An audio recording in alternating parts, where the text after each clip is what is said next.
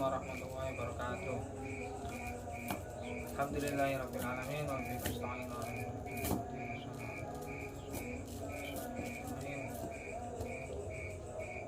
Alhamdulillahirabbil alamin. Salawat serta salam kita curahkan kepada baginda Nabi Muhammad SAW yang telah membawa kita dari jalan yang gelap gulita menuju jalan yang terang benderang. Ketemu lagi dengan saya. Kita akan membahas makom yang ketujuh setelah Ahlul Khair. Kita akan membahas tentang makom yang ketujuh. Nah, setelah sebelumnya kita sudah mulai ke makom muhibbin, makom tawadu, makom ahli jihad, makom ahli tobat, makom ahli ilmu, makom ahli khair. Nah, yang ketujuh ini yaitu makomnya orang-orang yang adil. Jadi bagaimana amal solehnya orang-orang yang adil dalam pribadinya, untuk keluarga dan orang lain, dan bagaimana kelebihan-kelebihan firasatul mukminnya, cahaya ilahinya dalam dirinya, kita akan bahas sekarang. Yang pertama yaitu amalannya orang-orang yang adil dalam pribadinya, keluarga dan orang lain. Yaitu ada 7 amalannya. Yang pertama, orang adil jika berdakwah itu lengkap dari sejarah, sekarang dan akan datang. Nah, itu. Jadi orang ahli adil ini dakwahnya luar biasa Yang sejarahnya juga dia dakwahkan, yang zaman sekarang dengan keadaan zaman sekarang dia dakwahkan, dan yang akan datang pun dia berdakwah. Terus yang kedua yaitu menempatkan masalah sesuai porsinya. Artinya orang adil itu bisa menempatkan masalah sesuai porsinya. Jadi masalah pribadi ya pribadi, keluarga masalah umat ya masalah umat. Ini masalah dohir, ini masalah batin, ini masalah jiwa, ini masalah rohani, ini masalah goib. Itu bisa menempatkan masalah sesuatu. Ini masalah negara, ini masalah untuk kerakyatan, untuk kemaslahatan umat. Terus berikutnya yang ketiga, orang adil membagi rata hartanya. Jadi seumpama seperti ini, saya dapat, ini yang saya praktekkan juga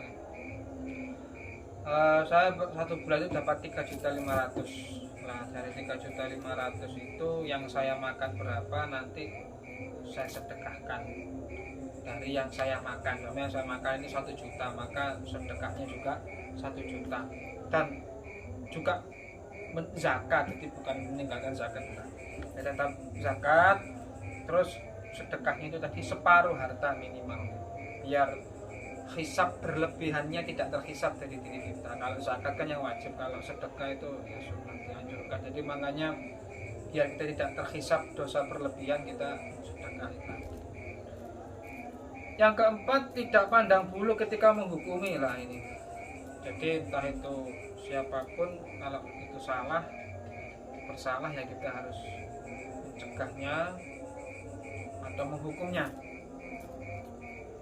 Terus yang kelima yaitu mengetahui batasan. Jadi mengetahui batasan dohir kita, mengetahui batasan pikiran kita.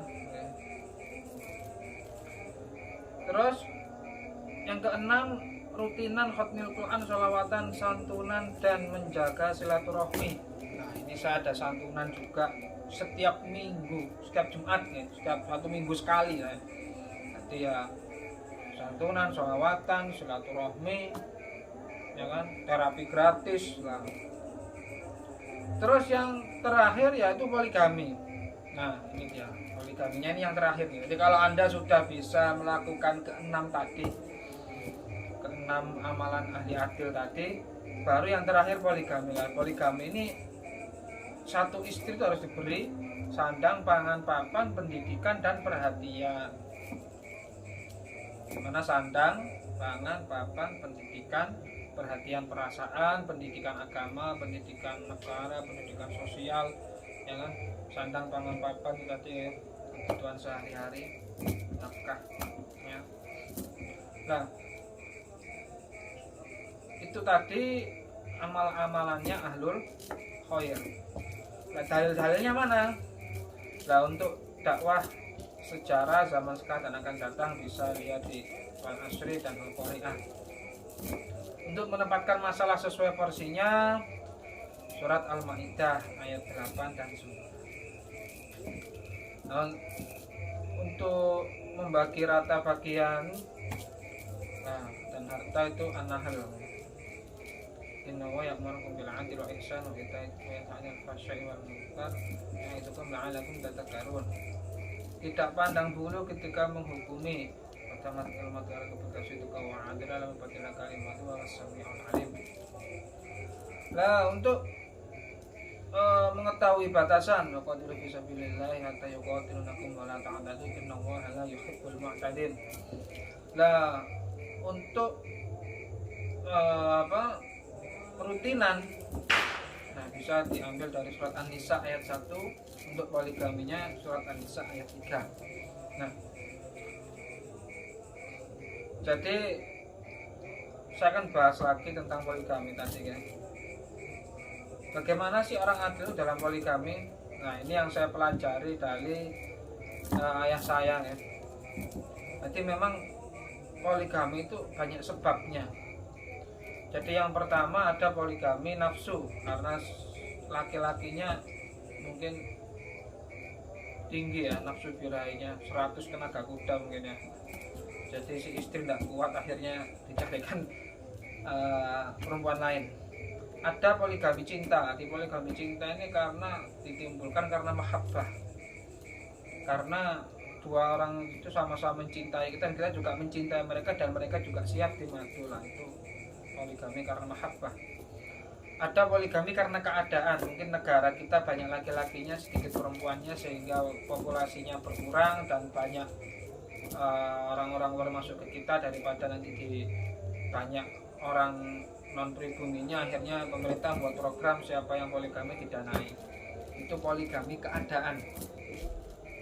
Terus ada poligami yang karena memang dia sudah mampu atau sudah kuat, memang sudah di tingkat makom yang ketujuh ini tadi, sudah menjalani 7 ibadah poligami tadi, yang 7 poligami, yang ke-6 tadi yang tadi. Nah, ada poligami yang karena petunjuk ilahi. Nah, ini juga ada. Poligami petunjuk ilahi itu karena memang perintahnya seperti itu. Seperti kisahnya Nabi Ibrahim karena petunjuk, karena istikharah. Nah, itu tadi 7 amalannya ahli adil ya. Nah, untuk yang kedua, pembahasan tentang kelebihan firasatul mukminnya ahli adil itu satu ya. Yang pertama, energinya ahli adil ini seimbang. Jadi untuk mengkoneksi dengan alam ini lebih mudah sebetulnya di ahli adil ini ya. Jadi energinya itu seimbang. Cuma contoh gini, buat latih tanding seumpama, nah, mungkin yang makom dasarnya belum bisa menyeimbangkan, itu kita bertanding energi itu sudah bisa otomatis menyeimbangkan, bisa. Terus yang kedua, dia punya otomatis defense atau pertahanan spiritual. Besok kita diserang ya, dia yang di bawah kita, ketika kita diserang itu tidak langsung mengenai kita ada pertahanan otomatis di spiritual kita, jadi terasanya hangat aja, nggak sampai nembus ke fisik. Terus pemulihan energinya cepat ya, bagi perutnya, bagi yang sering tanding atau gimana ya paham lah tentang energi keadilan itu seperti apa ya. Memang berat sih, sesuai dengan itunya lah, apa kelebihannya lah. Setiap kita naik derajat ya kelebihan otomatis beda. Semakin tinggi derajatnya semakin luar biasa energinya kan, seperti itu. pancaran imannya, firasatal mukminnya, cahaya ilahinya di dalam hamba tersebut ya. Ini contoh seperti ini ya. Ini kan saya contohkan energi yang ahli akil. Nah, seperti ini. Bisa dilihat ya. Nanti bisa dicek. Sudah. Nah, untuk kelebihan lainnya, kelebihan ahli adil, Allah jamin siapa yang menyakiti ahli adil, ya kan, maka Allah angkat derajat ahli adil itu melebihi orang yang menyakitinya. Seperti itu. Seumpama Anda mau poligami nih, Anda sudah adil, terus Anda dihina, yang cewek tidak mau, dia menolak atau gimana, lo jangan khawatir, iman itu nomor yang utama, Bung. Jadi kita pertahankan iman kita. Nah kalau ceweknya tidak mau, Gus, ya sudah, berarti kan tidak kuat derajat. Ya gitu saja. Karena tolak ukur poligami itu adalah iman. Jangan dinilai dari perasaan dan nafsu kita. Ya mesti aja tidak cocok. Ini kejiwaan itu adalah tingkatan iman. Pertama Tuhan, tidak bisa seperti itu. Nah kalau Anda nuruti itu si cewek itu, Anda turun derajat, ya urusan Anda sendiri kan. Kalau saya ya milih, ya saya tinggalkan saja daripada saya mau turun derajat. Nah, Gus Dur kan seperti itu ketika dijatuhkan. Apa sih tingginya presiden itu kalau harus mengorbankan rakyat? Tapi kalau tentang bentuk negara dan tentang prinsip-prinsipnya masih sampai mati mau dipertahankan. Lah seperti itu, bahwa iman itu harga mati, Bung. Yang pertama itu iman ya. Yang kedua itu agama. Yang ketiga negara. Yang keempat baru nyawa. Yang kelima harga diri. Yang keenam kesehatan. Yang tujuh harta benda duniawi. Jadi orang adil itu tahu menempatkan masalah sesuai porsinya seperti itu tadi. Kalau saya sudah masalah iman, oh tidak bisa di otak-atik ya, tidak bisa. Masalah agama kayak tadi dalil-dalil, oh tidak bisa. Cewek tidak mau dengan alasan apa, saya tidak bisa. Itu harga diri, Bung. Harga diri iman ya. Jadi Allah jaga harga diri orang-orang adil itu, Allah jaga. Jadi kelebihan pertama energinya. Yang kedua, ketika disakiti Allah naikkan derajatnya. Di yaumul akhir Allah beri naungan untuk para orang adil. Jadi jangan khawatir para satria perwayuan ya. Saya juga satria perwayuan, belum nikah ya. Jadi saya pertahankan derajat saya ya. Oh, enggak usah khawatir. Di padang mahsyar, salah satu urutan pertama orang yang dinaungi oleh Allah adalah orang-orang yang adil. Pemimpin yang adil itu dinaungi oleh Allah. Enggak kepanasan, tenang saja. Ya kan? Di dunia dijamin, di akhirat, di padang mahsyar dijamin masuk surga VIP. Karena sudah enggak elel-elan ya kan? Karena sudah tahu lah ilmu poligami, sudah tahu, sudah beriman. Jadi nanti dijamunya ya insya Allah dengan Nabi dan para istri-istrinya gitu loh. Kalau istri Anda memang tidak mau poligami ya agak susah mungkin ya. Ya alam ya. Karena sama sudah janji tidak mau seperti itu, akhirnya nanti ya kan gimana mau ketemu istri-istri Nabi sedangkan mereka sudah rukun lah, kita satu saja tidak bisa rukun. Gimana? Itu masalah itu nanti. Jadi seperti itu kelebihannya orang-orang yang adil. Nah, karena yang dilu huwa aqrabu littaqwa, bersifatlah adil karena adil lebih mendekatkan kepada takwa. Kalau kita sudah adil dan mengetahui batasan, nah kita baru mencari petunjuk Allah, mencari hidayah Allah. Sehingga orang adil ini bagaimana rasa takutnya hilang. Nah, di makom ketujuh ini adalah makom puncak dari usaha yang bisa kita lakukan. Oke. Makom puncak dari usaha yang kita lakukan. Jadi seperti itu ya. Setelah hilang rasa khawatir dan takutnya, maka Allah angkat menjadi wali Allah. Jadi wali Allah tadi itu seperti itu. Jadi orang adil itu lebih dekat dengan takwa, lebih dekat dengan makom kewalian. Itu arti kelebihannya. Dan di makom kewalian itu nanti jumlah syafaatnya juga beda dengan yang umum. Bisa mensyafaati mungkin banyak seluruh santrinya yang pernah berguru kepada beliaunya. Itu seperti itu. Jadi itu kelebihannya orang adil itu didekatkan Allah, kemungkinan besar menjadi kekasih Allah. Dan lebih didahulukan ya dalam doa-doa, dalam istikharah. Mungkin kalau kita istikharah jodoh lama gitu, sebulan sekali baru ada jawaban. Nah, kalau orang adil enggak, ketika disakiti itu diangkat, kita minta istikharah dapat langsung. Seperti itu ya. Didekatkan, dikabulkan doanya, didekatkan, diangkat derajatnya, dinaungi di padang mahsyar, di surga, masuk VIP dan lain-lain, energinya luar biasa, seimbang lah. Dan banyak memberikan kisah hikmah-hikmah yang luar biasa dalam kehidupan. Dicontoh banyak orang dicintai makhluk, ya kan, penduduk langit mencintainya loh. Itu kelebihannya orang-orang adil. Makanya yang muda-muda ini harus jadi satria perwayuan, apalagi di santri saya TAZ ini harus di makom adil tersebut ya, itu minimal. Kalau bisa jadi wali sekalian kan, seperti itu ya.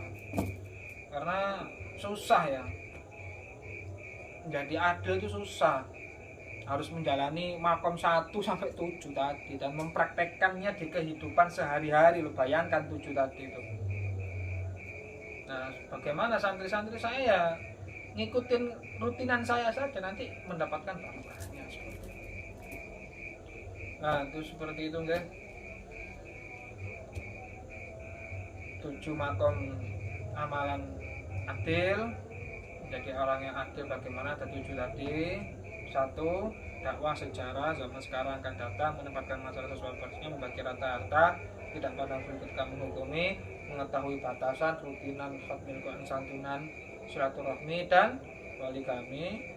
Dan kelebihan ahli adil tadi: 1, energinya seimbang; 2, tidak disakiti di dunia, Allah muliakan, di padang mahsyar diberi naungan, masuk surga VIP, disambut VIP, terus dicintai makhluknya, ya kan, dicintai penduduk langit karena sifat keadilan, dan dapat dicontoh kisahnya menjadi hikmah di dalam kehidupannya. Seperti itu. Oke, cukup sekian dari saya, semoga bermanfaat. Ihdinas siratal mustaqim. Assalamualaikum warahmatullahi wabarakatuh.